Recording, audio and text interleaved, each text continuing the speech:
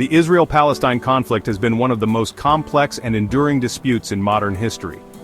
And at the center of many ceasefire agreements, the United States.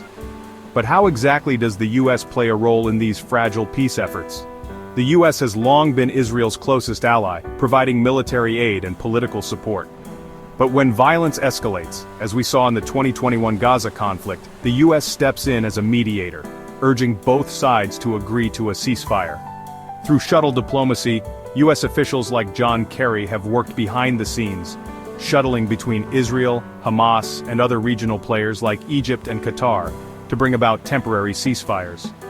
But the U.S. role isn't always straightforward.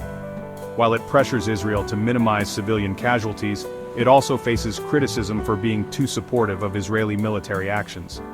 Many argue that the U.S. should take a more neutral approach to build trust on both sides. In 2021, President Biden's administration was directly involved in securing a ceasefire after 11 days of intense conflict. The U.S. worked with Egypt and other regional actors to broker the end of hostilities, but the ceasefire was only a temporary solution to a much deeper, unresolved problem. At home, the U.S. faces internal pressure.